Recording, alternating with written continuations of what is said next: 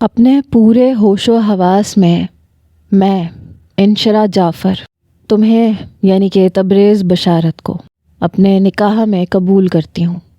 یہ الفاظ میں نے 3 بار کہتے ہوئے میسج پہ تحریری طور پہ لکھے تھے۔ پھر ایسا ہی تبریز شاہ نے بھی کیا۔ وہ کہنے لگا بس ہو گیا ہمارا نکاح، دیکھ لو نکاح اتنا ہی آسان ہوتا ہے، اب تم میری بیوی ہو۔ میں نے کہا اگر نکاح ایسے ہی ہوتے ہیں تو پھر مولوی صاحب کو کیوں بلاتے ہیں؟ وہ کہنے لگا وہ سب نخرے ہیں ہمارے معاشرے کے، سنا نہیں تم نے؟ جب میاں بیوی راضی تو کیا کرے گا قاضی؟ جب میں تم سے محبت کرتا ہوں تم مجھ سے، تو بس میں نے تمہیں قبول کر لیا، تم نے مجھے، ہم ہو گئے میاں بیوی۔ میں ہنسنے لگی۔ اگر تم میرے ہسبینڈ بن گئے تو اس بار میرے موبائل پہ پیکج تم کرواؤ گے؟ میں نے ہنس کے یہ بات کہی تھی۔ اوکے جانے من، پیکج بھی کروا دوں گا، اور کہو تو تمہیں شاپنگ بھی کروا دوں گا۔ میں خوش ہو گئی۔ یوں تو میں مسلمان تھی لیکن دین سے زیادہ واقفیت نہیں تھی۔ جس ماحول میں نے پرورش پائی تھی وہاں کوئی نماز کا اہتمام نہیں کرتا تھا، بس آج کل کے فیشن پہ ہی فوکس رہتا تھا۔ ہم دونوں بہنیں ہر قسم کا فیشن کرتی تھیں۔ تبریز سے پچھلے 3 مہینے سے میرا افیئر چل رہا تھا، اور اس بار میں سنجیدہ ہو چکی تھی، اور وہ بھی کافی حد تک سنجیدہ تھا۔ میری بڑی بہن کی ابھی شادی نہیں ہوئی تھی، اس لیے میری شادی ہونا فی الحال مشکل تھا، اور یوں تبریز بھی ابھی جاب لیس تھا۔ ابھی اس نے تعلیم مکمل کی تھی اور فوراً سے اسے جاب نہیں مل سکتی تھی۔ لیکن ہمارا یہ حال تھا کہ ایک دوسرے کے بغیر یا ایک دوسرے سے بات کیے بغیر ہمارا گزارا ہی نہیں ہوتا تھا۔ ہم ایک دوسرے سے بے تحاشا محبت کرتے تھے۔ ہم نے ابھی تک ایک دوسرے کی تصاویر ہی دیکھی تھی۔ جب بھی میں اسے کہتی کہ ویڈیو کال پہ بات کرتے ہیں تو وہ ٹال جاتا، کہتا ہاں کر لیں گے بات، ایسی بھی کیا جلدی ہے۔ لیکن میں بے حد بے چینی میں تبریز کو دیکھنا چاہتی تھی، اس سے ملنا چاہتی تھی۔ یوں بھی ہم بہنوں کو کوئی روک ٹوک نہیں تھی۔ ہم اپنے دوستوں کے ساتھ لیٹ نائٹ بھی باہر گھومتی پھرتی تھیں، پارٹیز میں بھی جاتی تھیں۔ ہمارے گھر والوں نے ہمیں کبھی روکا ٹوکا نہیں تھا، اور نہ ہی کبھی محرم اور غیر محرم کا فرق بتایا تھا۔ بہرحال یوں تو میری بہن کی بھی شاہزین بھائی سے اچھی دوستی اور محبت تھی، اور بہت جلد وہ رشتہ بھی لانے والے تھے۔ مگر بشرا کے بارے میں تو میرے گھر والوں کو بھی پتہ تھا، اور امی کو بھی کوئی اعتراض نہیں تھا۔ شاہزین بھائی ایک اچھی اور ویل سیٹلڈ فیملی سے تھے۔ امی کو تو انتظار تھا کہ کب وہ رشتہ لے کر آئیں اور وہ بشرا کی منگنی کر دیں۔ بہرحال میں نے ابھی اپنی محبت کے بارے میں کسی کو نہیں بتایا تھا، اور بتا بھی دیتی تو کسی کو اعتراض نہ ہوتا۔ لیکن میں چاہتی تھی کہ پہلے میں تبریز سے خود مل لوں۔ لیکن جب بھی میں اس سے ملنے کا کہتی تو وہ کہتا کہ اتنی بھی کیا جلدی ہے یار، مل لیں گے، ساری زندگی ملنا ہی تو ہے۔ میں نے کہا پلیز تبریز، میں تمہیں دیکھنا چاہتی ہوں۔ کہنے لگا یہ جو تم مجھے دیکھنے کے لیے تڑپتی ہو نا، تمہارا یہ تڑپنا مجھے بڑا پسند ہے۔ مجھے بہت اچھا لگتا ہے جب تم بےتاب ہو کے کہتی ہو کہ تبریز میں تمہیں دیکھنا چاہتی ہوں۔ میں نے کہا تم میری محبت اور بے چینی پہ مزہ لیتے ہو؟ کہنے لگا اور کیا، جتنا عورت مرد کی محبت میں تڑپتی ہے اتنی ہی مرد کی محبت اس عورت کے لیے بڑھتی چلی جاتی ہے، اسے پاگل کرنے لگتی ہے۔ اور میں چاہتا ہوں کہ جب میں تم سے ملوں تم میری محبت میں آخری حد تک جا چکی ہو، میں تمہارے حواسوں پہ مکمل طور پہ سوار ہو چکا ہوں۔ میں نے کہا وہ تو تم اب بھی ہو۔ کہنے لگا نہیں، اس سے بھی زیادہ۔ پھر کہنے لگا محبت کا مزہ آتا ہی تب ہے جب انسان محبت میں اندھا، گونگا اور بہرا ہو جائے، اسے اپنے محبوب کے علاوہ کچھ نظر نہ آئے، نہ کچھ سنائی دے، زبان پہ صرف اپنے محبوب کا نام ہو۔ میں نے کہا تم مجھے جوگن بنانا چاہتے ہو؟ کہنے لگا ہاں، یہی سمجھ لو، میں چاہتا ہوں تم میری محبت میں مکمل طور پہ پاگل ہو جاؤ۔ میں نے کہا اچھا چلو اپنی لیٹسٹ کوئی تصویریں ہی بھیج دو، اسی پہ گزارا کر لیتی ہوں۔ کہنے لگا ہاں یہ میں کر سکتا ہوں۔ پھر کہنے لگا تم نے ایک بات پہ غور کیا ہے کہ میں نے تم سے کبھی ویڈیو کال کی فرمائش نہیں کی، میں صرف تمہاری تصویر پہ ہی گزارا کر رہا ہوں۔ میں نے کہا میں نے تو اعتراض نہیں کیا، تم چاہو تو مل سکتے ہو، چاہو تو ملاقات کر سکتے ہو، مجھے شاپنگ بھی کروا سکتے ہو، اور ویڈیو کال پہ بات بھی کر سکتے ہو۔ تمہیں پتہ ہے اس وقت میں نے کیا پہن رکھا ہے؟ میں نے اسے بےتاب کرنا چاہا۔ کہنے لگا مجھے نہیں سننا۔ میں نے کہا تم مجھے لگتا ہے کہ بہت زیادہ شائع ہو۔ کہنے لگا جب پہلی ملاقات کروں گا تو بتاؤں گا کہ میں کیا ہوں۔ میں نے کہا یہ ملاقات تم کب کرو گے؟ کہنے لگا بہت جلد۔ ایک بار باتوں ہی باتوں میں کہنے لگا چلو ہم ایک دوسرے سے نکاح کر لیتے ہیں۔ میں نے کہا ایسے کیسے کر لیتے ہیں؟ ابھی تو بشرا کا رشتہ بھی نہیں آیا، بس اگلے مہینے شاہزین بھائی اس کا رشتہ بھیجیں گے، وہ رشتہ پکا ہو جائے گا، ان کی شادی 6 مہینے بعد ہوگی اور پھر میری باری آئے گی۔ وہ کہنے لگا پاگل لڑکی، نکاح کے لیے اتنا بکھیڑا اور اتنے انتظار کی ضرورت تھوڑی ہوتی ہے۔ جب تم مجھے قبول ہو، میں تمہیں قبول ہوں، تو بس پھر آدھا نکاح تو ایسے ہی ہو جاتا ہے۔ چلو آج تمہیں پورے نکاح کا طریقہ بتاتا ہوں۔ پھر اس نے کہا کہ تم یہ جملہ دہراؤ اور میسج پہ لکھو۔ میں نے لکھ دیا۔ پھر اس نے یہ سب جملے دہرائے۔ کہنے لگا بس یہ ہوتا ہے نکاح، اور ہمارا نکاح ہو گیا، آج سے تم میری بیوی ہو۔ میں نے جان بوجھ کے کہا کہ ٹھیک ہے، پھر میرا پیکج تم کرواؤ گے۔ وہ مان گیا، بلکہ اس نے پیکج کروا بھی دیا۔ پھر میرا اکاؤنٹ نمبر مانگا، میں نے دے دیا۔ اس نے میرے اکاؤنٹ نمبر میں پورے 20,000 بھیجے۔ میں یہ دیکھ کے حیران ہوئی تھی۔ کہنے لگا اپنی شاپنگ کر لینا، تمہارا اب ہر خرچہ میں اٹھاؤں گا۔ میں نے کہا تمہاری ابھی جاب نہیں لگی، زیادہ حاتم تائی بننے کی ضرورت نہیں ہے۔ کہنے لگا تم نے تو بیویوں والے کام شروع بھی کروا دیے اور میرا احساس کرنا بھی شروع کر دیا۔ میں نے کہا مجھے تمہارا احساس ہے۔ ابھی تک ہماری محبت صرف باتوں میں تھی، لیکن وہ کئی بار میرے اکاؤنٹ میں پیسے بھیج چکا تھا، اور میں نے یہ بات کسی کو بھی نہیں بتائی تھی، یہاں تک کہ بشرا کو بھی نہیں، حالانکہ وہ شاہزین سے ہونے والی ساری باتیں مجھے بتا دیتی تھی۔ لیکن مجھے یہ مناسب نہیں لگا کہ ابھی میں تبریز کے بارے میں اسے کچھ بتاؤں۔ میں نے اس کے اس تحریری اور لفظی نکاح کو مذاق سمجھا تھا، لیکن وہ کافی سیریس ہو چکا تھا۔ کہتا تھا کہ تمہیں یہ لگتا ہے کہ یہ مذاق ہے انشرا، یہ مذاق نہیں ہے، اب تمہیں مجھ سے کوئی بھی جدا نہیں کر سکتا۔ پتہ نہیں کیوں مجھے اس کی باتوں پہ یقین آنے لگا۔ اگلے مہینے شاہزین بھائی کا رشتہ بشرا کے لیے آیا۔ میرے گھر والوں نے کوئی اعتراض نہیں کیا کیونکہ ان کی فیملی ویل سیٹلڈ تھی۔ اس دن بشرا بے انتہا خوش تھی۔ ظاہر سی بات ہے، محبت ملنے پہ کسی خوشی نہیں ہوتی۔ چند روز بعد اس کی منگنی تھی۔ میں نے تبریز کو بتایا تو کہنے لگا تم پلیز لائٹ براؤن کلر کا سوٹ پہننا، تم پہ بہت اچھا لگے گا، اور مجھے تصاویر ضرور دکھانا، اور ہاں جب تم تیار ہو جاؤ تو سب سے پہلے اپنی ایک تصویر کھینچ کے مجھے دکھانا، کیونکہ سب سے پہلا حق میرا ہے۔ اندر ہی اندر پتہ نہیں کیوں میں بھی اسے اپنا شوہر تسلیم کرنے لگی تھی۔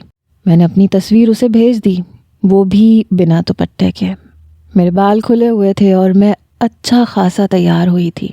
منگنی کی رسم چھوٹی سی تھی اور شاہزین کے بس گھر والوں نے ہی آنا تھا، اس لیے منگنی ہمارے گھر پہ ہی ہونی تھی۔ ہمارے بھی بس چند ہی مہمان تھے، کیونکہ وہ لوگ شادی 6 مہینے بعد مانگ رہے تھے، اس لیے منگنی چھوٹی کرنا چاہتے تھے۔ بہرحال وہ لوگ آ چکے تھے۔ میں نے تبریز سے کہا میں بعد میں بات کروں گی۔ اس نے بھی فون بند کر دیا۔ میں باہر چلی گئی۔ بشرا کے لیے جوڑا اس کے سسرال سے آیا تھا اور وہ پارلر سے تیار ہو کے آ چکی تھی۔ بے حد خوبصورت لگ رہی تھی۔ مہمانوں کا استقبال میں نے ہی کیا تھا۔ تب پہلی بار میں نے شاہزین کے چھوٹے بھائی شاہ رخ کو دیکھا۔ ہلکی گندمی رنگت کا مالک تھا۔ پہلی ہی نظر میں مجھے وہ اچھا نہیں لگا تھا۔ ہنستا تھا تو اس کے سامنے کے 2 دانت واضح دکھائی دیتے تھے۔ شاہزین بھائی پھر بھی خوبصورت تھے، ہینڈسم تھے۔ اسمارٹ تو وہ بھی تھا، لیکن تبریز جیسی شخصیت کا مالک نہیں تھا۔ دیکھنے میں بس ایوریج تھا۔ بہرحال مجھے کیا لگے، اپنی بہن کی منگنی پر میں نے بہت سی تصاویر کھینچی۔ بشرا کا بس نہیں چل رہا تھا، شاہزین بھائی کی گود میں بیٹھ کے تصویریں کھنچوائے۔ وہ ان کے بے حد قریب تھی اور وہ بھی کم حرکتیں نہیں کر رہے تھے۔ اپنے ہاتھ پھیلا کے اس کے دوسرے کندھے پہ رکھ کے اسے بالکل اپنے ساتھ لگا چکے تھے۔ کبھی ناک کے ساتھ ناک جوڑ کے تصویر کھینچی جا رہی تھی، اور ہماری فیملی میں کسی کو بھی ان چیزوں پہ اعتراض نہیں ہو رہا تھا، کیونکہ یہ آج کل کے دور کے حساب سے عام سی بات ہو چکی تھی۔ یہ سب کچھ دیکھ کے میرا دل بھی مچلنے لگا. میرا دل چاہتا تھا کہ تبریز بھی اپنا رشتہ بھیجے اور یہ سب کچھ میں بھی کروں. منگنی کی رسم ہونے کے بعد کھانا کھانے کے بعد بشرا کہنے لگی، موم میں شاہزین کے ساتھ لانگ ڈرائیو پہ جا رہی ہوں.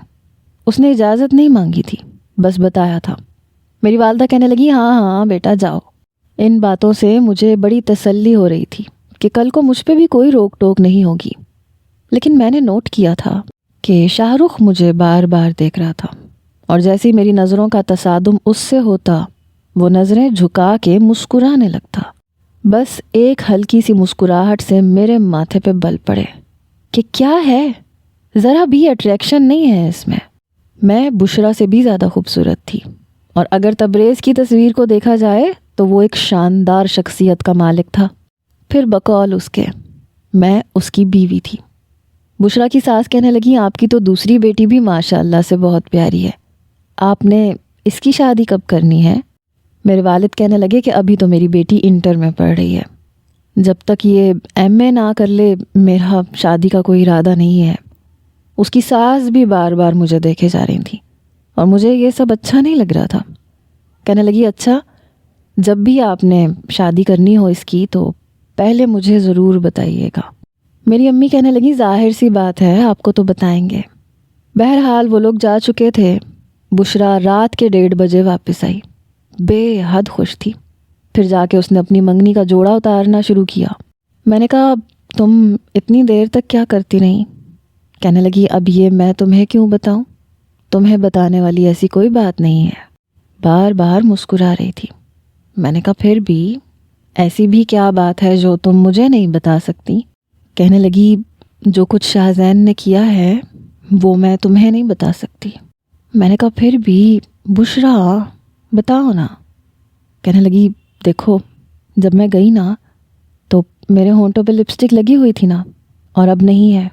اب تم خود سوچو کہ کہاں گئی. اس کی بات سن کے میرا دل بڑی زور سے دھڑکا تھا. ان کا تو نکاح بھی نہیں ہوا تھا، اور پھر یہ سب، اور بشرا کو کوئی اعتراض بھی نہیں تھا. میں نے کہا، اب تمہارا ابھی نکاح نہیں ہوا ہے. وہ کہنے لگی، لیکن ہونا تو اسی سے ہے نا. میں نے کہا، پھر بھی. کہنے لگی، جب ہم دونوں راضی ہیں نا تو سمجھو سب جائز ہے، اور جب شادی اسی سے ہونی ہے تو کوئی بات نہیں، کیا فرق پڑتا ہے. بس اس نے یہی تو ایک تحفہ مانگا تھا مجھ سے، اب میں اس سے کیسے انکار کرتی. مجھے لگا کہ شاید یہ اتنا بڑا گناہ نہیں ہے. رات کو جب میں اپنے کمرے میں آئی تو تبریز کی کال آ رہی تھی. وہ اکثر مجھے رات کے 12 بجے کے بعد ہی کال کرتا تھا، اور ہم باتیں کرتے رہتے تھے. کبھی کبھی تو دن چڑھاتا تھا اور ہماری باتیں ختم ہی نہیں ہوتی تھیں. میرے انٹر کے فائنل پیپر شروع ہو گئے تھے تو اب مجھے تبریز نے کہا کہ وہ مجھ سے ملنا چاہتا ہے. میں نے کہا، میرے اب پیپرز ہیں. کہنے لگا، تو تم مجھے اپنے کالج کا بتاؤ، میں تمہیں پک کرنے آ جاؤں گا. تم گھر پہ کہہ دینا کہ تم اپنی دوست کے گھر پیپر کی تیاری کرنے جا رہی ہو. میں بہت خوش ہوئی. جتنی میں اس کی محبت میں اندھی ہو چکی تھی، میں نے اپنے گھر والوں سے جھوٹ بول دیا. اس پیپر میں میری اچھی خاصی تیاری تھی، لیکن میں نے جلد بازی میں 2 سوال بھی چھوڑ دیے. جلدی سے بس پیپر دیا اور باہر آ گئی. جب باہر آئی تو ایک گاڑی کھڑی ہوئی تھی. مجھے دیکھ کر گاڑی کا دروازہ کھلا. سامنے وہی کھڑا تھا، مسکرا رہا تھا. تصویر سے کچھ مختلف تھا، لیکن جتنی مجھے اس سے محبت ہو گئی تھی میں نے اس کے ظاہر کو نظر انداز کر دیا. شاید اس نے اپنی تصویر کچھ ایڈٹ کر کے دی تھی. میں اس کے پاس آئی تو کہنے لگا، گاڑی میں بیٹھو. میں بڑے آرام سے اس کی گاڑی میں بیٹھ گئی. لیکن میرا یہ پہلی بار تھا. حالانکہ بشرا شاہزین بھائی کے ساتھ 2-3 بار ملاقات کر چکی تھی، ہوٹل میں کھانا بھی کھا چکی تھی، لیکن میں کبھی بھی کسی کے ساتھ یوں گئی ہی نہیں تھی. پھر مجھے گھر والوں کی زیادہ پرواہ بھی نہیں تھی. جتنی فراخ دلی انہوں نے بشرا کے معاملے میں دکھائی تھی، میرے لیے بھی ایسی ہی آزادی ہونی تھی. بہرحال مجھے پرواہ نہیں تھی، اس لیے میں تبریز کے ساتھ چلی گئی. میں نے کہا، ہم کس ریسٹورنٹ میں جا رہے ہیں؟ کہنے لگا، ہم ریسٹورنٹ میں نہیں جا رہے، ہم ہوٹل کے کمرے میں جا رہے ہیں. میں نے کہا، ہوٹل کے کمرے میں کیوں؟ کہنے لگا، بتا دوں گا، ویسے تم تصویر سے زیادہ پیاری ہو. میں نے کہا، ہاں لیکن تم تصویر جیسے نہیں ہو. کہنے لگا، تمہیں مجھے دیکھ کے مایوسی ہو رہی ہے. وہ عمر میں مجھ سے اچھا خاصا زیادہ لگ رہا تھا، تصویر میں اتنا بڑا نہیں لگ رہا تھا، لیکن چونکہ میں اس کی محبت میں بالکل اندھی ہو چکی تھی، اس لیے میں نے اس کی کسی بھی خامی کی طرف توجہ ہی نہیں دی۔ کہنے لگا بتاؤ، کیا تمہیں مجھے دیکھ کر خوشی نہیں ہوئی، یا مجھے دیکھ کے تمہاری محبت ختم ہو گئی؟ میں نے کہا نہیں، ایسا کچھ نہیں ہے۔ وہ مجھ سے شاید 12 یا 13 سال بڑا ہوگا، اور جسامت میں بھی ڈیل ڈول کا اچھا تھا۔ اندر سے پتہ نہیں کیوں مجھے پہلی بار بڑی گھبراہٹ ہو رہی تھی۔ یہ نہیں کہ مجھے اسے دیکھ کے محبت نہیں رہی، لیکن وہ ویسا نہیں تھا جیسا تصویر میں تھا۔ میں نے کہا وہ جو تصویر تم نے بھیجی ہے، کیا وہ ایڈیٹڈ تھی؟ کہنے لگا نہیں، وہ ایڈیٹڈ نہیں تھی، ہاں وہ کچھ سال پرانی تھی۔ کہنے لگا تمہیں شاید مجھے دیکھ کر افسوس ہو رہا ہے، اگر افسوس ہو رہا ہے تو میں تمہیں واپس کالج چھوڑ دیتا ہوں، اور کہو تو تمہیں طلاق بھی دے دیتا ہوں۔ اس کی یہ بات سن کر مجھے حیرت کا جھٹکا لگا تھا۔ میں نے کہا طلاق کیا مطلب؟ کہنے لگا ہمارا نکاح ہوا ہے۔ میں نے کہا وہ سب تو مذاق تھا۔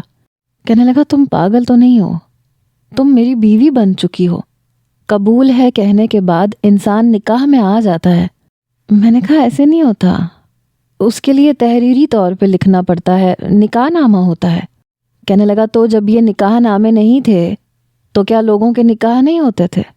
جب شناختی کارڈ ہی نہیں تھا، جب پرانا دور تھا تو لوگوں کے نکاح نہیں ہوتے تھے، تب لوگوں کے نکاح ایسے ہی ہوتے تھے۔ میں اس کی بات سن کے سوچ میں پڑ گئی۔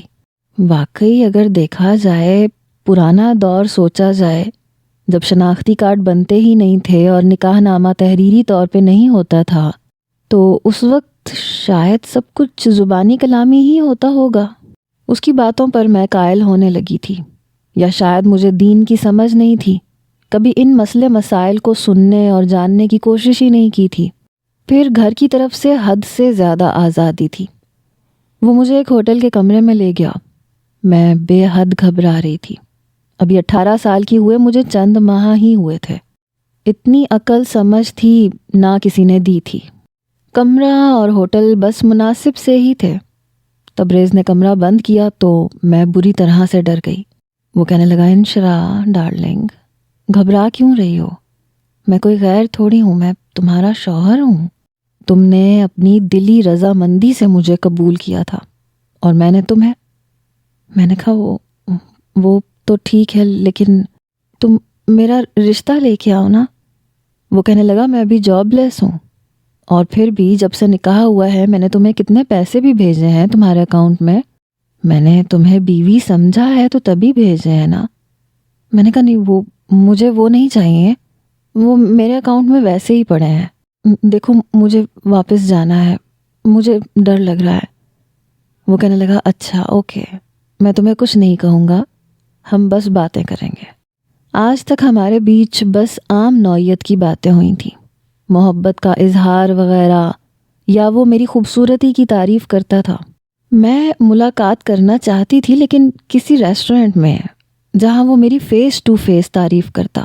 ہم کھانا کھاتے، وہ مجھے گفٹ دیتا، بس۔ مگر وہ میرے پاس آ کے بیٹھ گیا۔ میں کچھ کھسک گئی۔ کہنے لگا بہت شرمیلی ہو۔ پھر کہنے لگا تم تصویر سے زیادہ حسین ہو انشرا، مجھے تو اپنی قسمت پہ رشک آ رہا ہے۔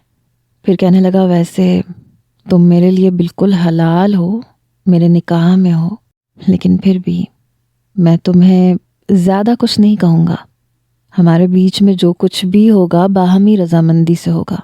میں نے کہا تم رشتہ بھیجو نا اپنا، ہماری شادی ہو جائے گی، پھر ہم اکیلے ایک کمرے میں جائیں گے۔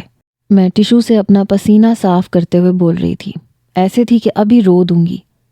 وہ کہنے لگا تمہیں میری اتنی سی بات سمجھ میں نہیں آ رہی، میں تمہارا شوہر بن چکا ہوں، اور میں کہہ رہا ہوں نا کہ تمہارے ساتھ زبردستی نہیں کروں گا، تو پھر کیوں گھبرا رہی ہو؟ دیکھو میں تمہیں ریسٹورنٹ میں اس لیے نہیں لے کے گیا کیونکہ وہاں ہمیں کوئی بھی دیکھ سکتا تھا، تمہیں بھی مجھے بھی۔ میری تو چلو خیر ہے، لیکن تمہارے لیے مسئلہ ہو جاتا۔ تم میری عزت ہو انشرا، میری محبت ہو۔ وہ مجھ سے عام نوعیت کی باتیں کرنے لگا۔ میں کافی حد تک ریلیکس ہو گئی۔ پھر کہنے لگا تم جانتی ہو میں نے پہلے ملاقات کے لیے حامی کیوں نہیں بھری؟ میں نے کہا کیوں؟ کہنے لگا اس لیے کیونکہ مجھے تم سے سچی محبت تھی، مگر تم میرے معاملے میں اتنی سیریس نہیں تھی، اور میں تمہیں ڈیٹ پر لے جا کر تمہیں دنیا کی نظروں میں نہیں لانا چاہتا تھا۔ تمہاری عزت کا خیال مجھے ہر چیز سے بڑھ کے تھا۔ اب تم میری بیوی ہو، ورنہ میں تمہارے ساتھ یوں تنہا کمرے میں نہ آتا۔ میں بہت غیرت مند قسم کا شخص ہوں، تم میری بیوی ہو، میری عزت ہو۔ اس کی باتوں میں شاید کوئی جادو تھا، یا وہ میرا اعتماد جیتنے کی کوشش کر رہا تھا۔ پھر وہ کہنے لگا کیا میں تمہارا ہاتھ چھو سکتا ہوں؟ بس ہاتھ پکڑ کے تمہیں محسوس کرنا چاہتا ہوں کہ واقعی تم میرے پاس ہو۔ میں گھبرا رہی تھی۔ اس نے میرا ہاتھ پکڑ لیا جو برف کی مانند ٹھنڈا تھا۔ تبریز نے میرا ہاتھ اپنے دونوں ہاتھوں میں لے لیا۔ اوہ ہو انشراح، اتنی ٹھنڈی کیوں ہو رہی ہو؟ اف لڑکی، کوئی اپنے شوہر سے اتنا بھی گھبراتا ہے کیا؟ I am your husband. وہ میرے سرد ہاتھ کو حدت دے رہا تھا۔ میں اپنا ہاتھ کھینچنے کی کوشش کر رہی تھی۔ تبریز نے میرا ہاتھ چھوڑ دیا۔ کہنے لگا تمہیں مجھ پہ بھروسہ ہی نہیں ہے۔ میں ہی شاید تمہاری محبت میں پاگل ہو رہا ہوں۔ تمہیں بیوی سمجھ کے تمہیں ٹوٹ کے چاہتا تھا، مگر تم نے شاید مجھے دل سے شوہر تسلیم ہی نہیں کیا، حالانکہ ہم میاں بیوی ہیں۔ اس کا لہجہ آہستہ آہستہ مخمور ہونے لگا تھا۔ کہنے لگا مجھے بس اتنی سی اجازت دے دو کہ میں تمہیں چھو سکوں، بس 10 منٹ، پھر تمہیں واپس چھوڑ آؤں گا۔ میں بے حد گھبرا رہی تھی۔ میں نے ہاں کہہ دیا۔ وہ بے حد خوش ہوا۔ کہنے لگا اپنی آنکھیں بند کرو اور مجھے محسوس کرنے کی کوشش کرو، تمہیں بھی یہ سب اچھا لگے گا۔ میں نے اپنی آنکھیں بند کر لیں۔ اس نے میرے چہرے پہ ہاتھ پھیرنا شروع کیا تو مجھے کرنٹ سا لگا۔ میں نے جھٹ سے اپنی آنکھیں کھولیں اور اس کا ہاتھ پیچھے جھٹک دیا۔ کہنے لگا میں شوہر ہوں تمہارا، تمہاری ایک ایک چیز پہ میرا حق ہے۔ اپنی آنکھیں بند کرو اور سوچو کہ تم مجھ سے کتنی محبت کرتی ہو، اور میں تمہیں بتانا چاہتا ہوں کہ محبت کیا ہوتی ہے اور کیسے کی جاتی ہے۔ دیکھو میں نے تم سے بنا رشتہ قائم کیے ایک بھی ملاقات نہیں کی، اور یہ میری محبت کی انتہا ہے۔ میں نے تمہارا غلط فائدہ نہیں اٹھایا۔ اس کی باتیں تھیں یا پھر کوئی میٹھا شہد، مجھے پہلے بہت الجھن سی محسوس ہوئی تھی، لیکن وہ میرے ایک ایک نقش کو بڑے پیار سے چھو رہا تھا، تعریف کر رہا تھا۔ میں اس سے محبت بھی کرتی تھی۔ 2-4 بار اس کا ہاتھ پیچھے کیا، لیکن وہ میرے اور اپنے مابین ہونے والے رشتے کو یاد دلاتا رہا۔ کہنے لگا میں تمہیں کچھ نہیں کہوں گا جب تک تم نہیں چاہو گی، جب تک تم اپنے منہ سے اعتراف نہیں کرو گی میں تمہارے ساتھ ایسا ویسا کچھ بھی نہیں کروں گا، لیکن ہاں بس تمہیں چھونا چاہتا ہوں، تمہیں محسوس کرنا چاہتا ہوں، اور یہ میرا حق ہے۔ پہلے اس نے صرف میرے چہرے کو چھوا، کبھی میری آنکھوں کو، کبھی میرے رخسار کو، کبھی ہونٹوں کو، لیکن آہستہ آہستہ اس کے ہاتھ میری گردن پہ سفر کرنے لگے، پھر اس سے نیچے، پھر اور نیچے، لیکن مجھے کپکپاہٹ سی ہو رہی تھی، جھرجھری سی آ رہی تھی، لگ رہا تھا میرے وجود میں سنسناہٹ سی ہو رہی ہے۔ وہ ساتھ ساتھ میری تعریف بھی کر رہا تھا، میری کمر پہ، میری گردن پہ، ہر جگہ اپنے ہاتھوں کا لمس چھوڑ رہا تھا۔ جان میری اس وقت نکلی جب اپنے ہونٹوں سے اس نے میرے ہونٹوں کو چھوا، لیکن اس وقت شاید اس کی بے خودی بڑھ چکی تھی۔ اس نے شدت نہیں دکھائی تھی، جتنے پیار سے اس نے میرے ہونٹوں کو اپنی دسترس میں لیا تھا میں چاہ کے بھی اسے پیچھے نہیں کر پائی۔ اب مجھے برا بھی نہیں لگ رہا تھا، کیونکہ سب کچھ جائز تھا۔ ہم نے نکاح کیا تھا، ہم نے ایک دوسرے کو قبول کیا تھا۔ میرے دماغ میں بھی یہی چیز تھی کہ جب ID کارڈز نہیں بنتے تھے، جب کاغذی کارروائی نہیں ہوتی تھی تو نکاح تو تب بھی ہوتا تھا اور زبانی کلامی ہی ہوتا تھا، تو اس لیے میرا یہ نکاح بالکل درست ہے۔ اس نے مجھ سے اپنا حق وصول نہیں کیا تھا، بس مجھے صرف اپنا لمس دیا تھا۔ وہ شاید میرے اندر جذبات کو ابھارنا چاہتا تھا، کیونکہ میں بے خود ہوئی تھی، اور جیسے ہی بے خودی مجھ پہ چھانے لگی اس نے فوراً مجھے چھوڑ دیا۔ میں 5 منٹ تک اپنی کیفیت پہ قابو پانے کی کوشش کرتی رہی۔ ایسا میرے ساتھ پہلی بار ہوا تھا۔ میں لمبے لمبے سانس بھر رہی تھی۔ میرا دل چاہ رہا تھا کہ وہ مجھے مزید پیار کرے، لیکن وہ مجھے چھوڑ کے فوراً سے کھڑا ہو گیا۔ کہنے لگا اب تم جا سکتی ہو۔ پتہ نہیں کیوں لیکن مجھے غصہ آیا تھا۔ شاید مجھے اپنے جذبات کی تسکین چاہیے تھی، لیکن وہ مجھے بے چین کر چکا تھا۔ میں اسے یہ نہیں کہہ سکتی تھی کہ میں یہ سب کچھ اور چاہتی ہوں۔ بہرحال میں واش روم میں جا کے اپنا منہ ہاتھ دھو کے اپنے بالوں کو درست کر کے اس ہوٹل کے کمرے سے نکل چکی تھی۔ جب تک میں نیچے اتری وہ میرے پیچھے آیا۔ اس نے مجھے دوبارہ کالج تک اتارا اور پھر چلا گیا۔ لیکن جو کچھ اس نے آج میرے ساتھ کیا تھا، میرا دماغ عجیب سا ہونے لگا تھا۔ ایسا لگتا تھا جیسے کوئی سرور ہے جو میرے دماغ پہ چھانے لگا ہے۔ پہلی بار ایسا ہوا کہ رات کو میرے ساتھ بہت کچھ عجیب عجیب سا ہونے لگا۔ میں آنکھیں بند کرتی تھی تو تبریز کا چہرہ نظر آتا تھا۔ مجھے لگتا تھا کہ وہ میرے ساتھ لیٹا ہوا ہے، اپنے ہاتھوں سے میرے پورے وجود کو چھو رہا ہے، مجھے کس کر رہا ہے۔ میں ایک دم سے اٹھ کے بیٹھ گئی۔ پتہ نہیں کیوں میں اپنی کیفیت کو سمجھ نہیں پا رہی تھی کہ مجھے ہو کیا رہا ہے، لیکن کچھ ایسا تھا کہ میرا دل چاہ رہا تھا کہ وہ آ جائے اور جو کچھ اس نے کیا تھا وہ دوبارہ سے میرے ساتھ کرے۔ شاید میں کم عمر تھی اس لیے اپنے بڑھتے جذبات پہ میرا کنٹرول نہیں تھا، یا مجھے نہیں پتہ تھا کہ مجھے کیا کرنا چاہیے، یا ایسے جذبات تنگ کریں تو انسان کیا کرے۔ میرا سانس بری طرح سے پھول رہا تھا۔ میں اپنے نچلے ہونٹ کا کنارہ کاٹنے لگی۔ رات کے 3 بجے جب میری بے چینی بہت بڑی تو میں نے تبریز کو کال کی، لیکن بیل بج کے بند ہو چکی تھی۔ وہ فون نہیں اٹھا رہا تھا، وہ شاید سو چکا تھا۔ میں نے اسے کئی کالز کی لیکن اس نے فون نہیں اٹھایا۔ میری بے چینی مزید بڑھنے لگی، یہاں تک کہ مجھ سے پیپر کی تیاری بھی اچھی نہیں ہو رہی تھی۔ آنکھیں بند کرتی تھی تو وہی سب کچھ ہونے لگتا تھا۔ پتہ نہیں کون سی پیاس تھی جو وہ میرے اندر جگا کے جا چکا تھا۔ میرا دماغ خراب ہونے لگا تھا، حالانکہ مجھے پہلے کبھی ایسا نہیں ہوا تھا۔ میں نے اپنے موبائل پہ الٹی سیدھی ویڈیوز دیکھنی شروع کر دی۔ ہیرو ہیروئن کے رومانٹک سین میں بڑے انہماک سے دیکھنے لگی اور مجھے وہ محسوس ہوتا تھا۔ میرے دماغ پہ سب کچھ سوار ہونے لگا تھا۔ میں نے تبریز کو میسج بھیجا کہ اپنا رشتہ بھیجو، تم نے مجھ سے نکاح کیا ہے لیکن اس نکاح کا علم صرف تمہیں ہے، مجھے ہے، یا ہمارے رب کو ہے۔ میں چاہتی ہوں کہ تم رشتہ بھیجو۔ وہ کہنے لگا تو ابھی جاب نہیں لگی نا، کیوں مجھے پریشان کر رہی ہو؟ میں ویسے بھی پورا دن جاب ڈھونڈتا رہتا ہوں۔ میں نے کہا پھر میرے قریب کیوں آئے تھے؟ کہنے لگا اس لیے کیونکہ محبت کرتا ہوں، لیکن دیکھو میں نے تمہارے ساتھ کچھ بھی ایسا نہیں کیا ہے کہ تم مجھے الزام دو یا مجھے برا بھلا سمجھو۔ میں نے صرف پیار کیا ہے، تم سے تمہارا کچھ چھینا نہیں ہے۔ حالانکہ میں حق رکھتا ہوں لیکن میں نے اپنا یہ حق استعمال نہیں کیا ہے، کیونکہ میں زبردستی کا قائل نہیں ہوں۔ اور یہ بات سچ تھی، اس نے میرے ساتھ کچھ بھی ایسا نہیں کیا تھا کہ جس سے میرا کچھ چھن گیا ہو، لیکن چین سکون میرا ضرور چھن چکا تھا۔ میرے اندر نہ بجھنے والی آگ لگ چکی تھی جو میں کسی کو بتا بھی نہیں سکتی تھی۔ ان دنوں بشرا بھی شاہزین بھائی کے ساتھ اکثر باہر جاتی تھی۔ ایک بار وہ کمرے میں آئی اور کمرہ بند کر کے نہانے چلی گئی۔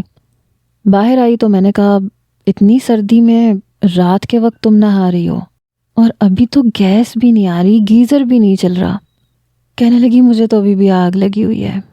خیر چھوڑو، تمہیں پتہ ہے شاہزین کہہ رہا تھا کہ مجھ سے جلدی شادی کر لے گا کیونکہ وہ میرے بغیر نہیں رہ سکتا اور میں بھی نہیں رہ سکتی۔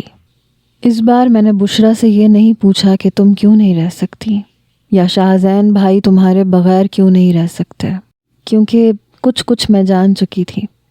میں نہیں جانتی تھی کہ کچھ دن سے میرے ساتھ ہو کیا رہا تھا، لیکن میں بند آنکھوں سے اپنے پاؤں کو ایک دوسرے سے مسلنے لگتی تھی۔ میرے اندر سے عجیب سسکیوں کی آوازیں نکلتی تھیں۔ پتہ نہیں میں کیا چاہتی تھی، لیکن میرے اختیار میں نہیں تھا، نہ مجھے سمجھ آ رہا تھا کہ مجھے ہو کیا رہا ہے۔ میرے پیپر اتنے اچھے نہیں ہوئے تھے جتنا اچھا میں ہر بار پرفارم کرتی تھی۔ میں اس بار کر ہی نہیں پائی تھی۔ ادھورے رشتے ہمیشہ انسانوں کو تڑپاتے ہیں، انہیں سکون نہیں لینے دیتے۔ میرے ساتھ بھی شاید ایسا ہی ہوا تھا۔ جو ادھوری پیاس وہ میرے اندر جگا کر چپ ہو کے بیٹھ گیا تھا۔ مجھ سے وہ برداشت نہیں ہو رہی تھی، میرا دماغ خراب ہونے لگا تھا۔ بار بار فون پہ وہ کہتا کہ وہ میرا شوہر ہے، ہمارے بیچ میں کسی قسم کا کوئی پردہ نہیں ہے، اور اسے میں پردے میں اچھی نہیں لگتی۔ ویڈیو کال پہ بات نہیں کرتا تھا، اپنا چہرہ نہیں دکھاتا تھا، ملاقات کا کہتی تھی تو منع کر دیتا تھا کہ اس بار ملوں گا تو شاید ساری حدیں پار کر دوں، اور میں ایسا نہیں چاہتا۔ تم انتظار کرو، اگر تمہیں لگتا ہے کہ مجھے تمہارا رشتہ بھیجنا چاہیے اور یہ بہت ضروری ہے ہمارے ملنے کے لیے، تو پھر تم انتظار کرو۔ جب مجھے جاب ملے گی تو میں رشتہ لے کے آ جاؤں گا، اور اگر تمہیں لگتا ہے کہ واقعی ہمارے بیچ ایک مضبوط رشتہ ہے تو مجھے نہیں لگتا کہ تمہیں اعتراض ہونا چاہیے۔ میں ان دنوں ذہنی کشمکش کا شکار ہونے لگی تھی کہ میں کیا کروں اور کیا نہ کروں۔ بشریٰ کی شادی کی تیاریاں چل رہی تھیں، وہ اپنے ہی نشے میں کھوئی ہوئی تھی، اور مجھے کبھی بھی امی سے بات کرنے کی عادت نہیں تھی۔ یوں تو بشریٰ سے بھی کہنے کی عادت نہیں تھی، دوست بھی میری کوئی خاص نہیں تھی، تو اپنے جذبات سے تنگ آ کے ایک بار میں نے جی تو کیا کرے گی انشرا، اور اسے کیا کرنا چاہیے؟ کیا بچ پائے گی تبریز کے وار سے، یا پھر کمنٹس میں اپنی رائے ضرور دیجیے گا۔